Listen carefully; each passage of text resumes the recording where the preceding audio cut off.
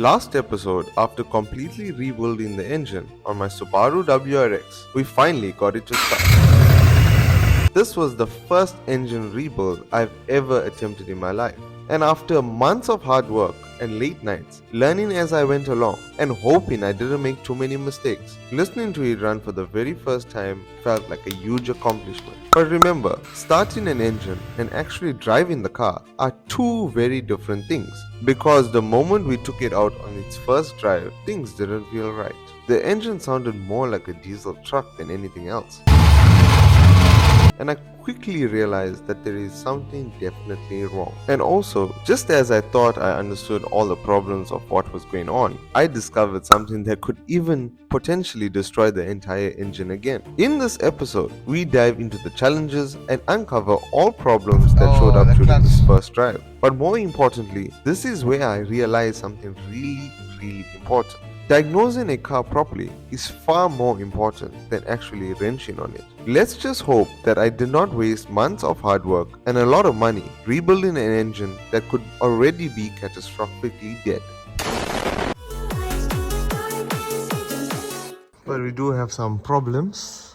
I filled the coolant. I think there's a small tear on that pipe which I haven't seen. Pipe out. So let's see where the small tear was. Here's the small tear. And that's the new pipe on. No tears ever. This is what a air filter is supposed to look like. I'll pop on the screen the before and the after. Now it's time to find out what this cabin filter looks like. That's down. And I'm guessing this is the cabin filter. I can pull it out. There we go. Oh my god. There's no flipping cabin filter. What the flip? Did they just do a cabin filter delete? What the hell? That is pathetically disgusting. That is really dirty, man. This is a new one. Cabin air filter. This is what it's supposed to look like. Not like that. There you go. Okay, headlights are on. I removed this carbon fiber black sticker that was on. So I did put the headlights on. I noticed that there was a bolt missing here. I remember this bumper slider was broken, but now I understand why it is broken, because there's a whole part here that's missing that also fits into the headlight. So that's another bolt that's missing. And then something else that I missed out on is this washer hose locator clip for the pressure washer jets. So I think under the high pressure this thing got brittle, or somebody cut it, or it broke. So after sorting those few issues, we put back together the front end and mounted the wheels so that we can get this car on the road. Just when I thought we were about to have our first drive, another issue came into play where we had to weigh the intercooler again, because we tried bleeding this clutch, but it's just going to the bottom, so I'm not too sure what is going on. We've got a bleeding nipple here and a bleeding nipple on the sleeve cylinder, so we're going to try one more time. The clutch was another problem. We bled it multiple times, but air kept finding its way back in. The pedal would feel perfect for a few hours and then drop straight to the floor again. At this point, we decided to send it and just see how the car behaves. This is how you full fuel without a gas station. It's on my flipping shoulder. One-handed videoing. What do you think about this build, Uncle Brian? Troublesome. Nah, it was good. I enjoyed it first time, but it was good. Will you do a boxer motor again? If I have to, I'll do it again, but not particularly. Okay, Sonal's first drive in his Subaru after engine overhaul. Yo, guys. Okay, we got clutch, press the brake, got brakes.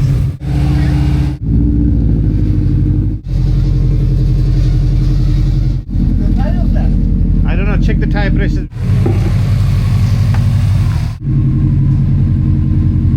Oh guys, this is flippin' madness. Still got issues, but at least it's out of fear. That's one good thing. We live and we learn, and hopefully you can figure these things out. Yesterday I did a full first drive video, but I forgot to press record. What happened was, the idle was off. It wasn't idling properly. It kept switching off. It kept going into basically like limp mode.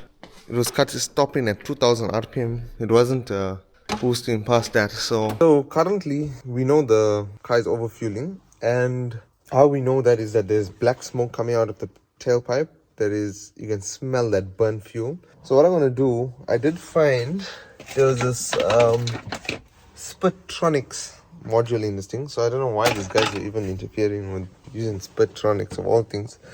What you're going to do now is try and look for the Splitronics module. What I wanted to do first, bring it back to base map. These guys will just plug this in and wired this in and started fiddling with this. So I have no idea. So when I got back from the test drive, the engine didn't sound right at all. Just listen to this.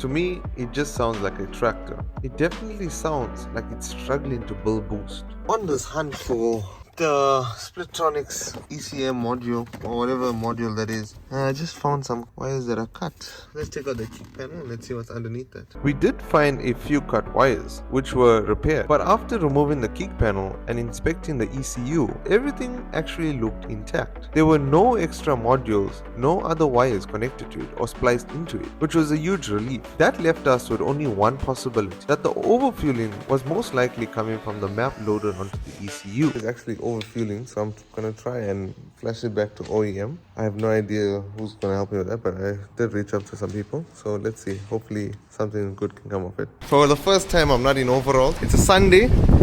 Yesterday we came across misfiring on 3 of the 4 cylinders, as well as the, I think, rear bank running too rich. So I'm getting a guy here. Hopefully I'm pretty sure this guy's fiddled with the ECU and started tuning the car, but I'm hoping that this guy that's coming through that can flash the ECU back to OEM flash. I'll keep you guys updated. Let's see how this thing goes, so that we can get this thing back onto the road. But this thing is looking mean. Set the idle, then the engine light came on, then I got the codes. Remember when I phoned you? Yes. I didn't have engine light on, so I couldn't tell you exactly what was wrong. So once I did that, lucky I did that, then I could tell you exactly this misfiring, this. I can see the ECU. So there's the ECU. So we are Connected. Oh, it won't even look at it. It just bombs it straight away, but it is reading it. So see, I can't do any other testing without this. I need to know firstly what is flashed. yes, no, I get you. Yeah. 100%. You can take the ECU out, send it to the guy I work with in Joburg, and he has the tools to bench flash the ECUs based on the logging of the car when it starts cold. The ECU is definitely being fiddled with. I can tell for sure, because the standard if it was a standard map, it won't go to -25, it'll go -15. 15 is the max. So it's definitely been edited at some point in its life. I don't hard lock the ECU like this. Definitely right. This ECU has been flashed before, and that's why we are smelling overfueling, burning extra fuel. And that's why it was also idling a little bit rough. So we don't know if it's an idling issue or because the car was tuned, and that's why it was also misfiring. But today when we started it, no engine light, nothing. So I have no idea what's going on, but hopefully we can get this ECU back up and running, because it's locked us out, so we cannot even read the codes or write to it. It's one Subaru ECU out. So what's going to happen, these guys are going to put power to it, ground to it to force unlock this thing. Send this thing off to Johannesburg. So what I've done here, I made a small change to the target boost table, and now it's writing through normal methods through my OBD cable to the ECU. Successful. You're done. Okay, I can't. This is actually my car.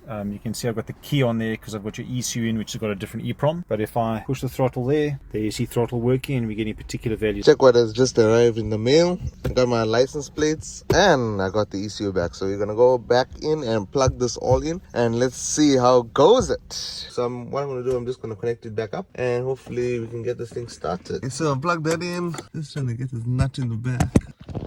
Okay, there we go, lined up. A little bit weird design, but take some threads. Okay, in. Perfect. Should line up perfectly. There we go. Okay, let me get these bolts in. Still gotta check engine light. I'll try and clear all the faults, but it's idling normal-ish. Anyway, let me take this thing out on test drive. So what was happening, I remember when it used to come to a stop street, it would cut off, idle and die off. So let's see what happened. Attempt number 2 on the road, guys. It sounded right. I don't know. Okay. We're taking a turn. Last time I forgot to record. Okay.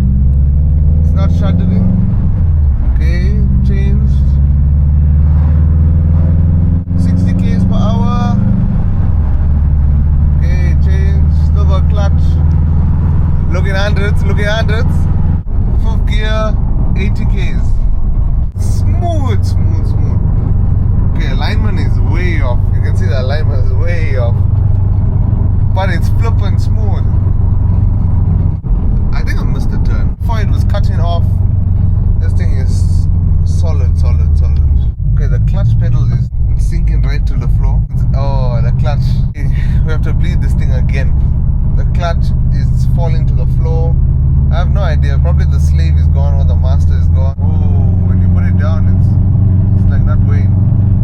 My feet is flat to the ground, and I don't know why it's doing this. It's actually in limp mode.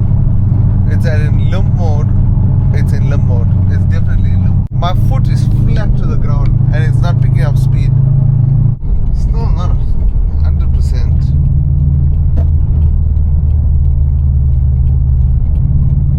It's like very delayed throttle response. Smoke is coming from the engine bay, so I need to see where that's coming out from. That's coming from. So I just took it on a small test drive, and it was smoking. I don't know if the old oil residue was burning, but it is smoking. But you can see the oil feed line, there's no oil coming out from there. The only other place I can think about is the drain. And the clutch is gone right down. I have no idea what's going on, because now at like 4th gear and my foot is down at 80 kilometers an hour, it doesn't want to go past that. But if I had to drop down to like 3 or 2, it'll go past that. And if we did flash it back to the stock map, why does it have pops and bangs? Can you hear that?